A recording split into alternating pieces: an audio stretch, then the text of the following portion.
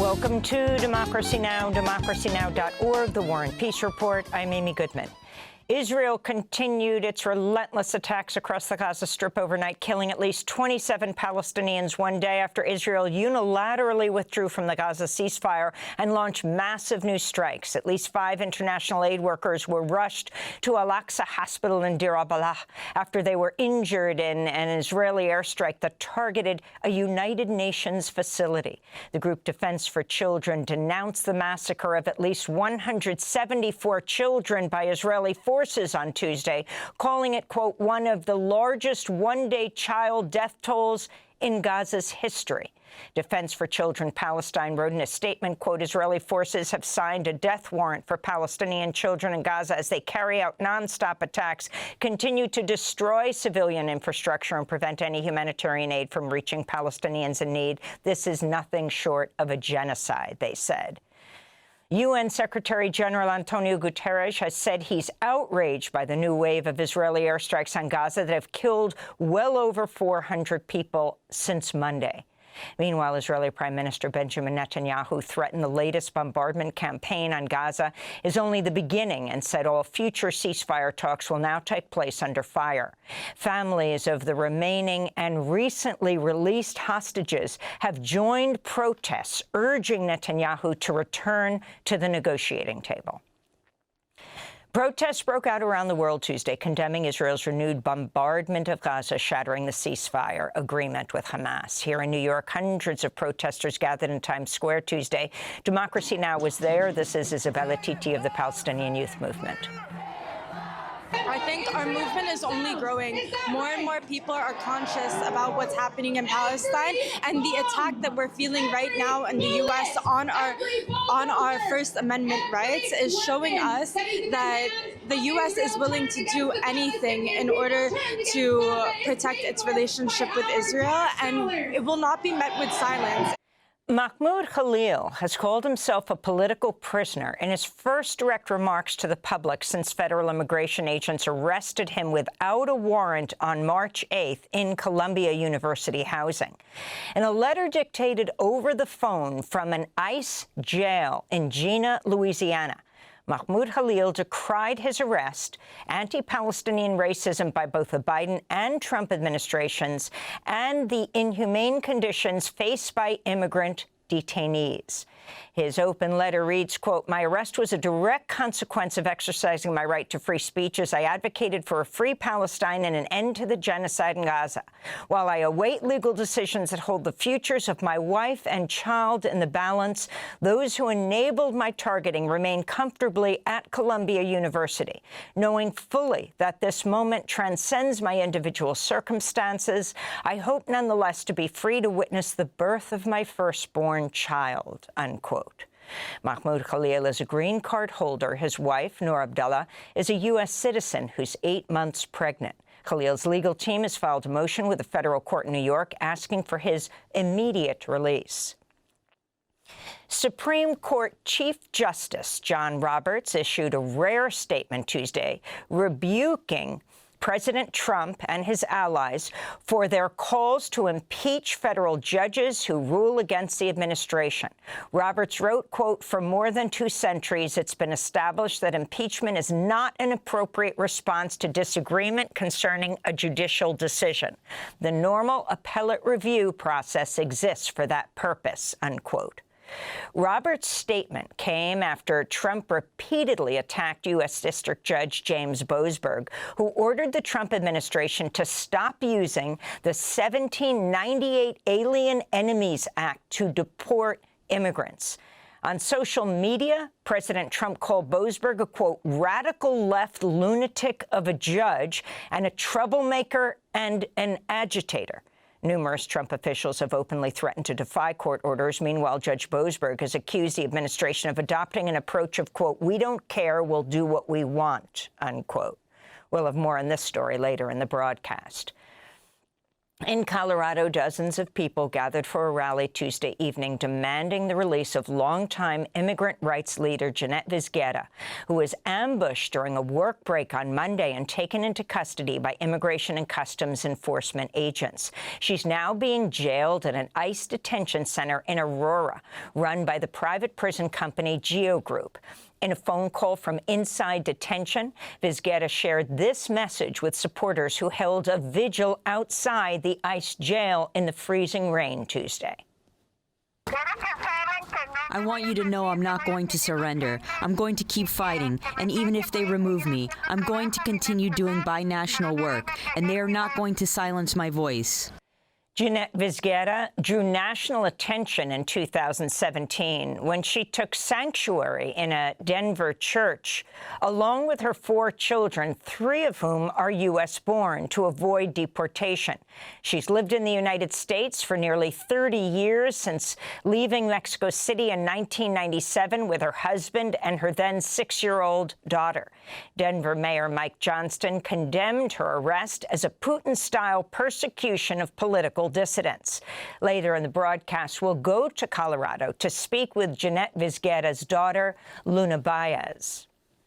Russia's military launched fresh attacks on Ukraine overnight, firing dozens of drones toward the capital and bombing the eastern city of Sumy, where a drone strike on a hospital forced the evacuation of more than 100 patients. Meanwhile, Russian officials said a Ukrainian drone attack triggered a fire at an oil terminal in the southern region of Krasnodar.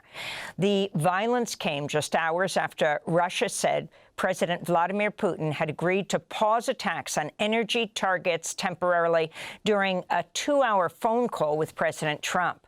According to the Kremlin, Putin declined to endorse a full 30-day ceasefire and emphasized any deal is contingent on the U.S. and its allies halting all military aid and intelligence to Ukraine. The Kremlin's readout of the call directly contradicts this comment by President Trump on Fox News. We didn't talk about aid, actually. We didn't talk about aid at all.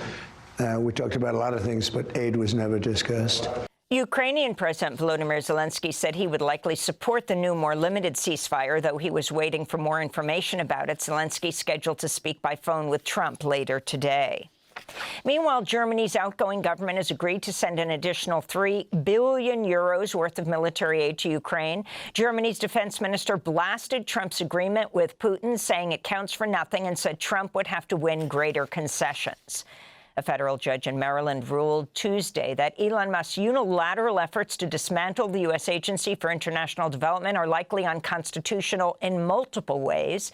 U.S. District Judge Theodore Chuang ordered Musk's so-called Department of Government Efficiency to reinstate computer and email access to current USAID workers and bars DOJ from taking further action. However, it's not clear whether the ruling will have any impact on reopening USAID after the Trump administration effectively shuttered the agency. President Trump blasted Judge Chuang's ruling and promised an appeal, telling Fox News, quote, "We have rogue judges that are destroying our country," unquote. President Trump's fired the 2 Democratic-appointed commissioners on the Federal Trade Commission in a direct challenge to a 90-year-old Supreme Court ruling protecting independent government agencies. Trump's order terminating Alvaro Bedoya and Rebecca Kelly Slaughter leaves the FTC with just 2 Republican-appointed commissioners, short of the 3 needed to form a quorum to perform many of the agency's functions.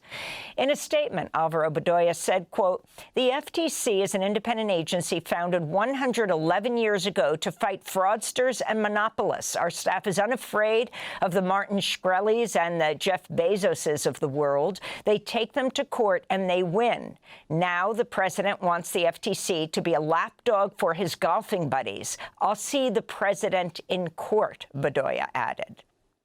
Delaware Senate has approved a bill that would shield corporations from shareholder accountability in a state where 2/3 of all Fortune 500 companies are registered. The legislation is backed by Democratic Governor Matt Meyer and was written by the law firm that represents Tesla and Elon Musk. The bill would make it harder for shareholders to access internal corporate documents and communications and would give corporations more protections from shareholder lawsuits and conflict of interest cases. A Delaware House committee is voting today on the legislation, which critics have condemned as the billionaire's bill. If approved, it'll restore Elon Musk's 2018 CEO pay package at Tesla, worth $56 billion, the largest ever for a publicly traded corporation, before it was voided by a Delaware judge following a shareholder lawsuit. Congolese President Felix Tshisekedi and Rwandan President Paul Kagame have called for an immediate ceasefire in the eastern DRC following peace talks in Doha mediated by Qatar's government. They were the first direct talks between the nations since Rwanda-backed M23 fighters seized two major cities in the eastern DRC earlier this year in a major offensive that left 7,000 people dead. Tuesday's talks in Qatar came after M23 representatives backed out of scheduled peace talks in Angola's capital. Turkish police have arrested Istanbul Mayor Ekrem İmamoğlu on what his supporters say are trumped-up corruption charges ahead of primary elections scheduled for Sunday. İmamoğlu is a major challenger to Turkey's authoritarian president, Recep Tayyip Erdogan. In 2022, he was found guilty of insulting public officials and sentenced to prison, but has remained free pending an appeal. Turkish police also arrested 100 other people, including one of İmamoğlu's close aides. Authorities have also closed roads around Istanbul and banned protests in the city for 4 days, while restricting access to social media sites. And Hungary's parliament has approved a bill banning LGBTQ+ pride events and allowing law enforcement to use facial recognition technology to identify people who violate the ban. The new law was backed by Prime Minister Viktor Orban and his far-right populist party. As lawmakers voted Tuesday, opposition MPs set off rainbow-colored smoke bombs inside Parliament. Amnesty International said in a statement, quote, "The spurious justification for the passing of this law, that events and assemblies would be harmful to children, is based on harmful stereotypes and deeply entrenched discrimination, homophobia, and transphobia," unquote. And those are some of the headlines. This is Democracy Now!, democracynow.org, The War and Peace Report. I'm Amy Goodman in New York, joined by Democracy Now!'s Juan Gonzalez in Chicago. Hi, Juan. Hi, Amy, and welcome to all of our listeners and viewers across the country and around the world.